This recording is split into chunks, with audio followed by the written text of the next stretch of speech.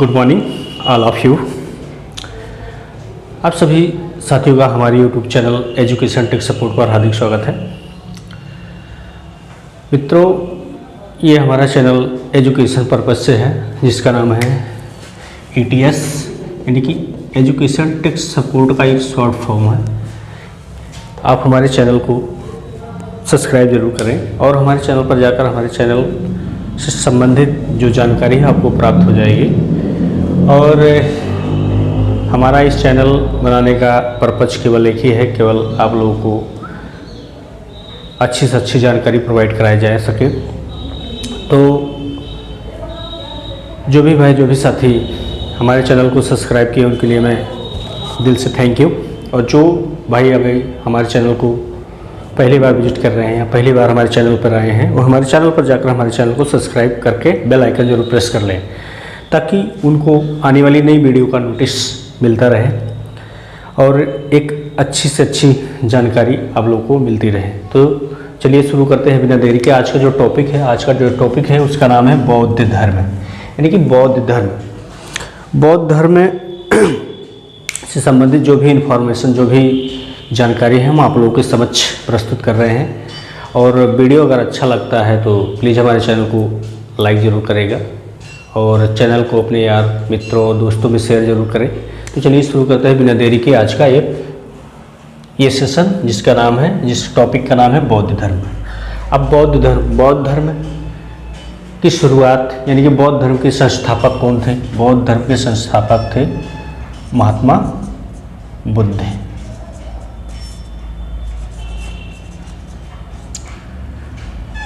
महात्मा बुद्ध जी थे और इनका एक और नाम भी है जिसका नाम है गौतम बुद्ध। महात्मा गौतम बुद्ध जी। महात्मा गौतम बुद्ध जी ने बौद्ध धर्म की शुरुआत की यानी कि बौद्ध धर्म के संस्थापक गौतम बुद्ध जी को ही माना जाता है क्योंकि इन्होंने बौद्ध धर्म की शुरुआत की। अब गौतम बुद्ध जी का जन्म कब हुआ था? गौतम बुद्ध जी का जन्म 563 ईसा पूर्व में कपिलवस्तु एक स्थान है जो कि लुम्बिनी में पड़ता है, वहाँ पे इनका जन्म हुआ था। कब हुआ था? 563 ईसा पूर्व में यानी कि 563 ईसा पूर्व में गौतम बुद्ध जी का जन्म कपिलवस्तु के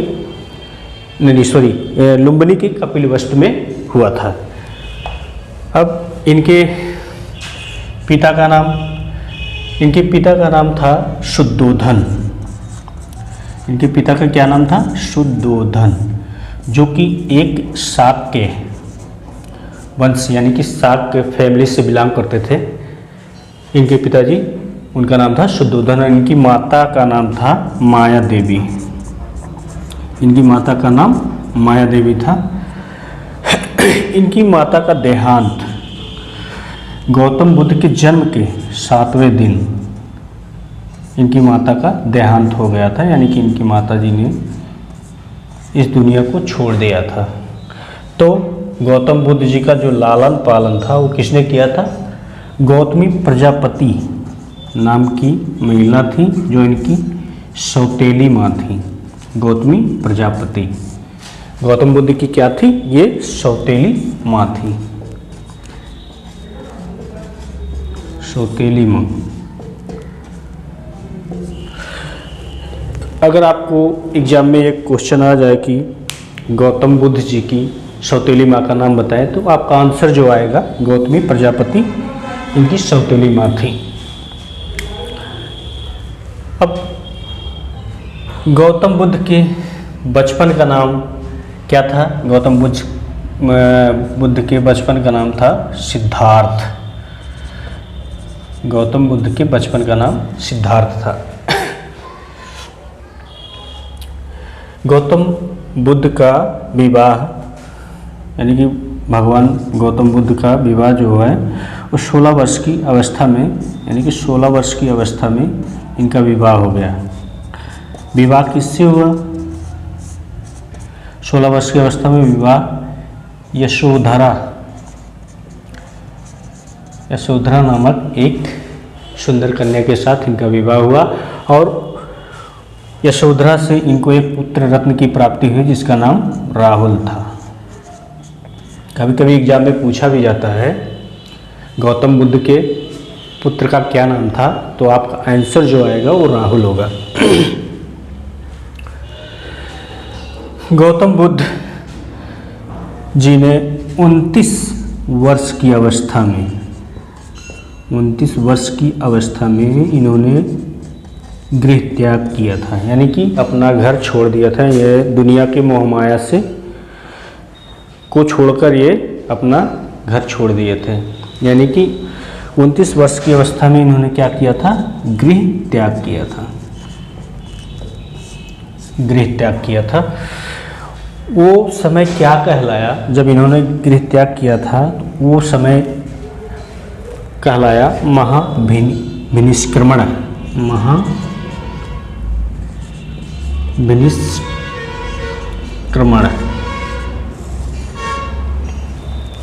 कभी कभी एग्जाम में पूछा भी जाता है जब भगवान गौतम बुद्ध जी ने अपना गृह त्याग किया था तो उस समय का जो क्रम था वो क्या कहलाता था, क्या कहलाया, तो आपका जो आंसर होगा महाभिनिष्क्रमण।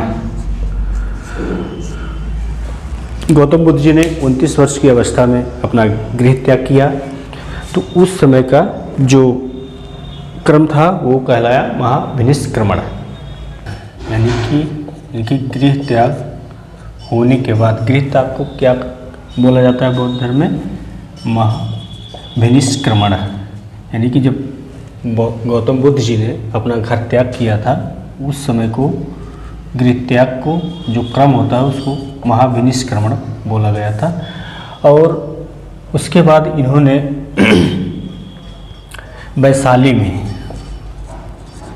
वैशाली नामक एक जगह है, वहाँ से आराम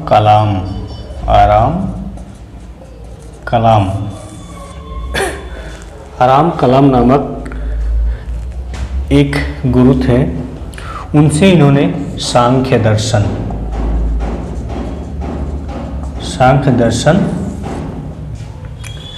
की शिक्षा ली थी।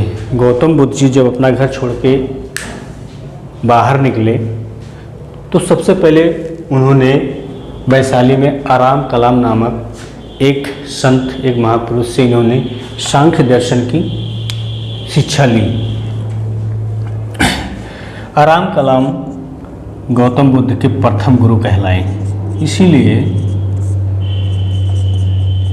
आराम कलाम जो थे गौतम बुद्ध जी के प्रथम गुरु कहलाए थे। कभी कभी एग्जाम में पूछा भी जाता है कि गौतम बुद्ध जी के प्रथम गुरु कौन थे, तो आपका जो आंसर आएगा वो आएगा आराम कलाम। इन्होंने ही गौतम बुद्ध जी को सांख्य दर्शन की शिक्षा दी थी, उपदेश दिया था। सांख्य दर्शन के बारे में इन्होंने जानकारी दी थी गौतम बुद्ध जी को। इसके आगे गौतम बुद्ध जी ने पहला उपदेश, वेरी वेरी इम्पोर्टेंट, पहला उपदेश इन्होंने कहाँ दिया था, सारनाथ जो वर्तमान में वाराणसी जिले में पड़ता है, सारनाथ, वहाँ इन्होंने अपना प्रथम उपदेश दिया था। और सारनाथ को पहले ऋषिपत्तनम के नाम से जाना जाता था, ऋषिपत्तनम। सारनाथ को पहले किसके नाम से जाना जाता था, ऋषिपत्तनम, जो कि वर्तमान में वाराणसी जिले में स्थित है। और गौतम बुद्ध जी ने अपना पहला उपदेश सारनाथ में ही दिया था। और जब इन्होंने अपना पहला उपदेश दिया तो उसका समय क्या कहलाया, उसका समय कहलाया धर्मचक्र परिवर्तन।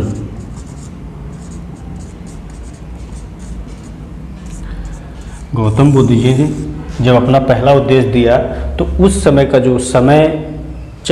जो टाइम था, जो समय कहलाया, वो कहलाया धर्मचक्र परिवर्तन। तो कभी कभी एग्जाम में भी ये पूछा जाता है कि धर्मचक्र परिवर्तन का संबंध किससे है, बौद्ध धर्म, जैन धर्म, इस्लाम धर्म, और एक ऑप्शन दे देगा। तो आपका जो उत्तर आना चाहिए वो बौद्ध धर्म से आना चाहिए। यानी कि गौतम बुद्ध जी ने जब अपना घर त्याग किया तो उस समय का काल क्या कहलाता है? महाभिनिष्क्रमण। और इन्होंने वैशाली में आराम कलाम नामक एक महापुरुष से सांख्य दर्शन की जानकारी प्राप्त की, यानी कि इन्होंने शिक्षा ली। और ये आराम कलाम गौतम बुद्ध जी के प्रथम गुरु कहलाए। गौतम बुद्ध जी ने अपना पहला उपदेश सारनाथ में दिया, जिसको पहले ऋषि पत्तनम के नाम से जाना जाता था, जो कि वर्तमान में वाराणसी जिले में स्थित है। और उस समय को जब इन्होंने पहला अपना उपदेश दिया, उस टाइम को धर्मचक्र परिवर्तन के नाम से जाना जाता था। और ये जो सारी इन्फॉर्मेशन, सारी जो जानकारी है वो पाली भाषा में दिया। यानी कि कभी कभी पूछता है कि इन्होंने जब अपना उपदेश दिया था तो किस भाषा में दिया था? महात्मा बुद्ध जी ने अपना पहला उपदेश किस भाषा में लोगों के सामने प्रस्तुत किया? तो वो था पाली भाषा।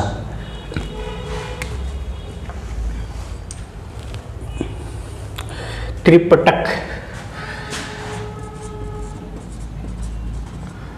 बौद्ध धर्म का एक ग्रंथ है जिसका नाम है त्रिपिटक, जिसमें है 3 पिटक हैं, जिसमें पहला है आपका विनय पिटक, दूसरा सूत्र पिटक और तीसरा आपका है अभिधम्म पिटक। ये 3 पिटक बौद्ध धर्म में है। ये बौद्ध धर्म का एक ग्रंथ है जिसका नाम है त्रिपिटक। और इसमें इनको 3 भागों में बांटा गया, जिसमें पहला है आपका विनय पिटक, दूसरा है सूत्र पिटक, तीसरा अभिधम्म पिटक। इनका संबंध बौद्ध धर्म से है। और बौद्ध धर्म की बृहद यानी कि बहुत अधिक इन्फॉर्मेशन, बहुत अधिक जानकारी आपको त्रिपिटक से प्राप्त होगी, जो कि ये तीनों प्रकार के पिटक हैं। इनसे आपको ज़्यादा जानकारी मिलती है बौद्ध धर्म के बारे में।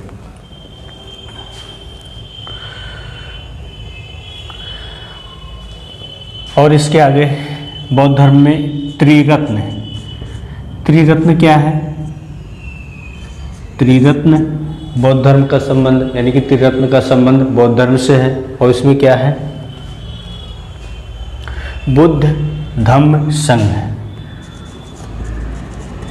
बुद्ध धम्म संघ। ये 3 प्रकार के रत्न हैं जो कि बौद्ध धर्म से संबंधित है।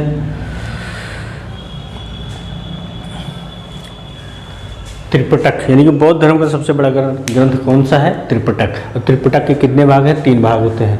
नंबर 1 विनय पिटक, नंबर 2 सूत्र पिटक, नंबर 3 अभिधम्म पिटक। त्रिरत्न जो है बौद्ध धर्म से संबंधित है, जिसमें 3 भाग होते हैं, बुद्ध धम्म संघ। ये थी बौद्ध धर्म से संबंधित त्रिरत्न के बारे में जानकारी। और इनके जो सारे उपदेश दिए गए हैं, यानी कि महात्मा बुद्ध जी ने जो सारे उपदेश दिए हैं वो पाली भाषा में दिए हैं। पाली भाषा में आपको ये चीज़ नोट करके लिखना है कि कभी कभी पूछ भी लेता है कि गौतम बुद्ध जी ने अपना उपदेश किस भाषा में दिया है, तो आपका आंसर आना चाहिए कि पाली भाषा में दिया है इन्होंने अपना उपदेश। अब इसके बाद आता है बौद्ध संगीत, जो कि एक बहुत ही इम्पोर्टेंट क्रम है बौद्ध धर्म का। बौद्ध संगीत, आप इसके बारे में थोड़ी सी इन्फॉर्मेशन ले ली जाए। यानी कि प्रथम बौद्ध संगीत जो हुई थी वो 483 ईसा पूर्व में राजगिरी में हुई थी। कहाँ हुई थी? राजगिरी में। प्रथम बौद्ध संगीत कहाँ हुई थी? 483 ईसा पूर्व में राजगिरी में हुई थी, जिसके अध्यक्ष महाकश्यप थे। यानी कि प्रथम बौद्ध संगीत 483 ईसा पूर्व में राजगिरी में हुई थी, जिसके अध्यक्ष महाकश्यप थे। और ये अजातशत्रु के शासनकाल में हुआ था। सेकंड आपका है सेकंड बौद्ध संगीत 383 ईसा पूर्व में वैशाली में हुई थी, जिसके अध्यक्ष सावाकामी थे। और ये कालाशोक के शासनकाल में हुआ था। थर्ड आपका है थर्ड बौद्ध संगति 255 ईसा पूर्व में पाटलिपुत्र, यानी कि पाटलिपुत्र में हुई थी, जिसके अध्यक्ष मुगलिसपुत्र तिस्य थे। और ये अशोक के शासनकाल में हुआ था। ये वेरी वेरी इंपॉर्टेंट है, ये बहुत पूछा जाता है एग्जाम में कि अशोक के शासनकाल में बौद्ध धर्म की कौन सी बौद्ध संगत हुई थी, फर्स्ट, सेकंड, थर्ड या फोर्थ। तो आपका जो राइट आंसर होगा वो थर्ड होगा। 255 ईसा पूर्व की जो बौद्ध संगत थी पाटलिपुत्र में जो हुई थी, उसके अध्यक्ष मोगलीपुत्र थे। ये अशोक के शासनकाल में ये थर्ड बौद्ध संगत हुई थी। आपका फोर्थ है बौद्ध संगत, चौथी बौद्ध संगत जब हमारी ईस्वी यानी कि जब ईसा पूर्व खत्म हो गया और ईस्वी की शुरुआत हुई, यानी कि शताब्दी की जब शुरुआत हुई, तो उस समय का ये प्रथम शताब्दी का यानी कि ईस्वी की प्रथम शताब्दी का ये समय था। और ये कहाँ हुई थी? कुंडलवन में। कहाँ हुई थी? कुंडलवन में। और इसके अध्यक्ष वसुमित्र या अश्वघोष थे। ये कनिष्क के शासनकाल में हुई थी। ये कभी कभी एग्जाम में ये भी पूछा जाता है कि ईस्वी की प्रथम शताब्दी की शुरुआत में कौन सी बौद्ध संगत हुई थी। तो आपका ऑप्शन होगा ऑप्शन नंबर फोर्थ, यानी कि चौथी बौद्ध संगत हुई थी। यानी कि कनिष्क के शासनकाल में जो बौद्ध संगत हुई थी वो ईस्वी की शुरुआत की प्रथम शताब्दी में हुई थी। और ये कहाँ हुई थी? कुंडलवन में हुई थी, जिसके अध्यक्ष वसुमित्र या अश्वघोष थे। इसमें आगे है बौद्ध धर्म से संबंधित धार्मिक जुलूस। इससे पहले धार्मिक जुलूस निकालने का प्रचलन नहीं था। धार्मिक जुलूस निकालने का प्रचलन बौद्ध धर्म से ही शुरू हुआ है। और भगवान बुद्ध को ज्ञान की प्राप्ति 6 वर्ष की कठिन तपस्या के बाद 6 वर्ष की कठिन तपस्या के बाद 35 वर्ष की आयु में निरंजना नदी के किनारे, जो कि निरंजना किसकी नदी के किनारे?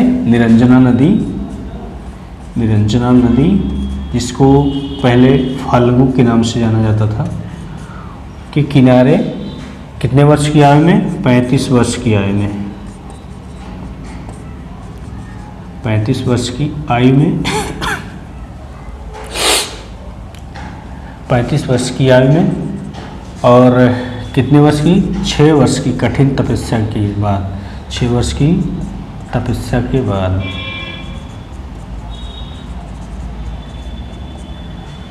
क्या हुआ? इनको ज्ञान की प्राप्ति हुई। भगवान बुद्ध जी को ज्ञान की प्राप्ति हुई थी। और ये कहाँ सब हुआ था? ये सब हुआ था गया में। जब इनको ज्ञान की प्राप्ति हुई तो वह स्थान बोध गया के नाम से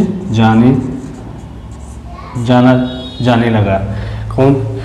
यानी कि ज्ञान की प्राप्ति, यानी कि भगवान बुद्ध को ज्ञान की प्राप्ति निरंजना नदी के किनारे, जिसका पुराना नाम फाल्गु है, 35 वर्ष की कठिन तपस्या के 35 वर्ष की आयु में 6 वर्ष की कठिन तपस्या के बाद इनको ज्ञान की प्राप्ति हुई।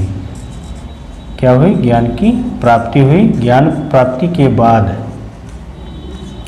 इनका जो नाम सिद्धार्थ था, सिद्धार्थ के बाद ये जब इनको ज्ञान प्राप्त हो गया तो ये बुद्ध के नाम से जाने जाने लगे। कभी कभी ये प्रश्न पूछता है कि गौतम बुद्ध को बुद्ध की संज्ञा कब से दी जाती है? तो आपका जो आंसर होगा जब इनको ज्ञान प्राप्त हुआ उसके बाद, यानी कि सिद्धार्थ, यानी गौतम बुद्ध जी का बचपन का नाम सिद्धार्थ था। जब इनको ज्ञान की प्राप्ति हो गई तब जाके सिद्धार्थ को बुद्ध की संज्ञा दी गई। इसलिए सिद्धार्थ जो थे वो बुद्ध में कन्वर्ट हो गए, यानी कि बुद्ध उनको कहा जाने लगा। अब एक बार फिर से रिवीजन कर लीजिए। गौतम बुद्ध जी को ज्ञान की प्राप्ति कहाँ में? गया में निरंजना नदी के किनारे, जिसका पुराना नाम फाल्गु है, की 6 वर्ष की कठिन तपस्या के बाद 35 वर्ष की आयु में इनको ज्ञान प्राप्त हुआ। और ज्ञान प्राप्त होने के पश्चात जो इनका नाम सिद्धार्थ था, सिद्धार्थ से बदलकर इनका नाम बुद्ध होगा। और ये इनको जो ज्ञान की प्राप्ति हुई थी गया में, वो बोध गया कहा जाने लगा। भगवान गौतम बुद्ध की मृत्यु, भगवान गौतम बुद्ध जी की मृत्यु जो है 483 ईसा पूर्व में, 483 ईसा पूर्व में